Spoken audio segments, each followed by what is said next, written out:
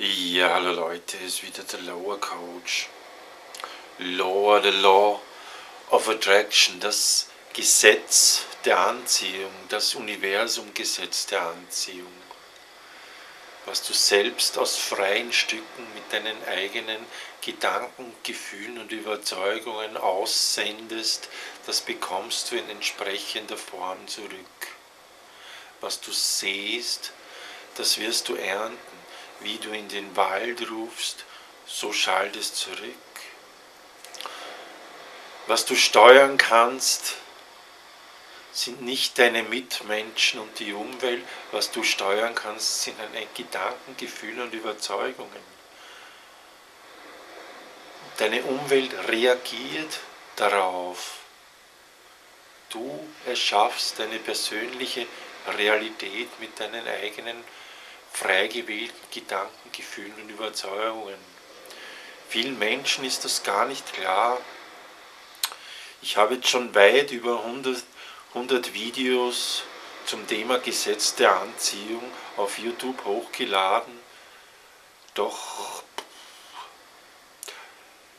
die Resonanz zu den Videos ist recht gering.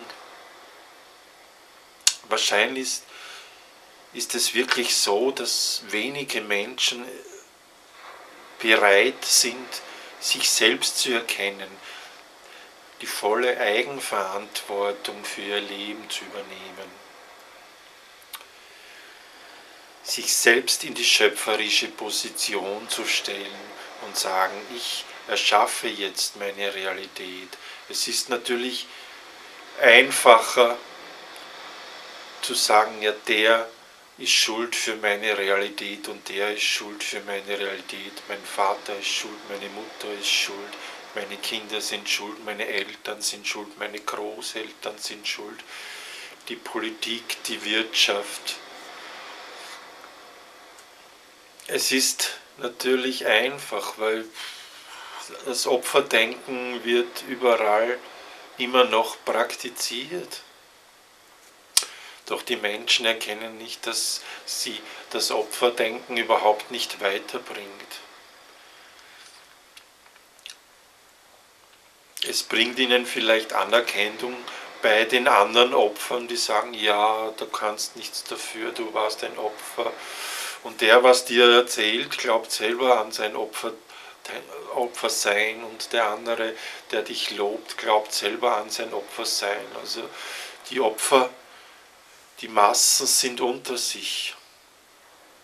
Doch wenn du raustreten willst aus der Masse, wenn du Verantwortung für dein Leben jetzt übernehmen willst und deine Träume leben willst, dann musst du irgendwann sagen, hey, ich erschaffe meine Realität, ich übernehme die Verantwortung für die Resultate in meiner Alltagsrealität. Ich habe mein Leben selbst in der Hand. Ich achte jetzt auf meine Gefühle. Meine Gefühle sind das Wichtigste. Habe ich ein gutes Gefühl, dann bin ich am richtigen Weg für mich selbst. Egal, was andere denken oder glauben. Vielen Menschen ist ja gar nicht klar, dass sie, wenn sie sich selbst nicht lieben und wertschätzen, schwingen sie nicht im Einklang mit ihrer Quellfrequenz, die bedingungslose Liebe und Wertschätzung durch sie durchfließen lässt. Wenn du andere Menschen nicht wertschätzt, bist du nicht im Einklang mit deiner Quelle, die bedingungslose Wertschätzung und Liebe durch dich durchfließen lässt.